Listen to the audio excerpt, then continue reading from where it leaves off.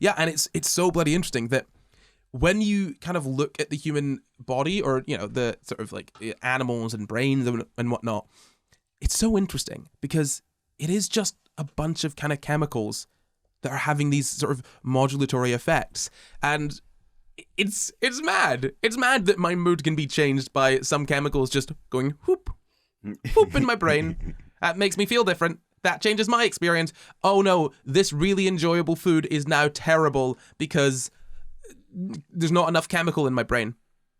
Whoop-de-doo. Like, that is mad. That is insane. Consciousness should not be dependent on, like, this stuff going on in here, right? Like, that's absolutely ridiculous.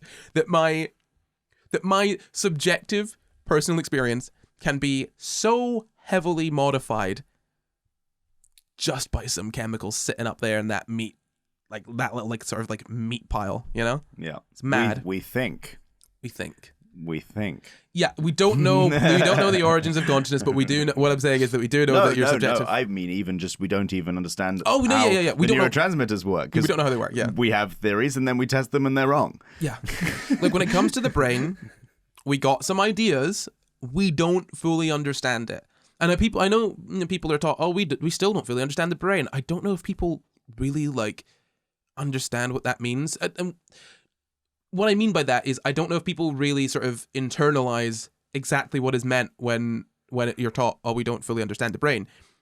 We've got a good idea of how the brain works in a few ways, but it's kind of like a black box, right? We can there's some information that we can garner. We can see what neurotransmitters are there. We can see where blood flows, in certain situations. We can look at this, we can look at that, we can look at that.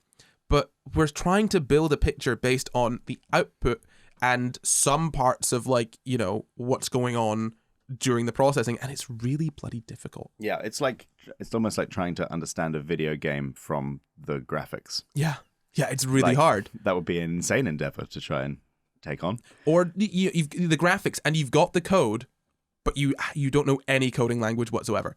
Yes, that. Like you know what I mean? Like, okay. And you can't access the hardware without going via the graphics. Yeah. So that's ridiculous. Imagine you had to understand the PlayStation from an image that was being generated by the PlayStation. Yeah, that's really, really tough. It's really hard, right? And like, also, if you open up the PlayStation to have a look inside, see what's going on, you break it. Oops, it doesn't work anymore. Like, if you really, like, you can't, there's only so much you can do with a brain before you wreck it, right?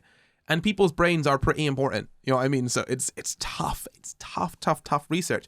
And also, the way that X animal's brain works is not going to be necessarily super consistent with the way that Y animal's brain works. So if we were to look at rats and understand how their brains work, that's not necessarily going to mean that's exactly how human brains work. There's going to be a lot of similarities, a lot of things that are, like, you know, that are sort of consistent between them.